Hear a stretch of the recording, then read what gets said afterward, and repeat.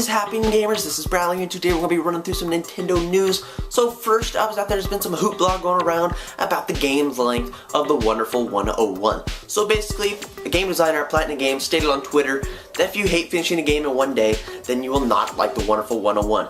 He likes focusing on the game's entertainment value rather than the game's length, so people came to the conclusion that the wonderful 101 is going to be a short game. The executive vice president of Platinum Games came out on Twitter with the clarification about this. So basically he states that the game designer doesn't like to pad his games with a bunch of extra content that gamers don't like just to make the game feel longer, but he will put as much content as he can into a game until he is satisfied. As long as his vice president has worked with him, he's never worried about a game's length, whether that be a single playthrough or replayability. So the wonderful 101 could end up like a game like Beautiful Joe, which was short but people liked it. There was replayability, there was different difficulties, there was characters to unlock, and it got to the point. The game wasn't padded with extra content just to make it feel longer. Now, the executive vice president states that there's going to be news in the days and weeks to come for the wonderful 101, so we should be getting some more details fairly soon for the game. Maybe we'll get a better understanding of how the game works. So moving away from the wonderful 101 is that apparently there's a rumor that Kevin Conroy, who's the voice of Batman in Arkham City and Arkham Asylum and other Batman stuff, is not going to be reprising his role as Batman in Arkham Origins. Now, hiring a different voice actor for Batman does kind of make sense since they're trying to go for a more inexperienced Batman for Arkham Origins, since it's supposed to be like a year 2 Batman.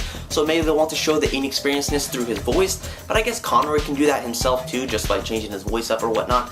But nevertheless, I guess time will tell about whether or not Conroy will be reprising his role as Batman. Oh, and also there's some new screenshots and artwork for Batman Arkham Origins on my blog, link in the description below.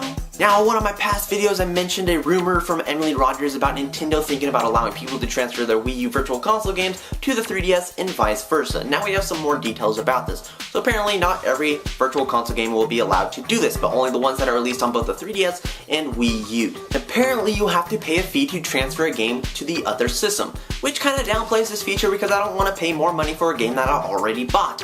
But this is just a rumor for now, but apparently we will hear some more information about this by the end of the year. Now, as for what Retro Studios is working on, apparently it's a game that people want them to work on. But the official Nintendo magazine asked Hiro Yamada of Nintendo about the Retro Studios project that they're working on, and he stated that he hopes to talk about this game in the not so distant future. So maybe we'll hear about it sometime this year, maybe in the Nintendo Direct sometime around E3, I guess time will tell. And finally, is that Nintendo has confirmed that the upcoming Wii U game, Game & Wario, is going to be retailing for $40 rather than the usual $60, so maybe they'll give you more incentive to pick it up. But that will bring us to the end of this video, and if you guys want, you can go to thegamingpicture.com for some more news for the 3DS and the Wii U. But I'll talk to you later in the next video, guys. Bye!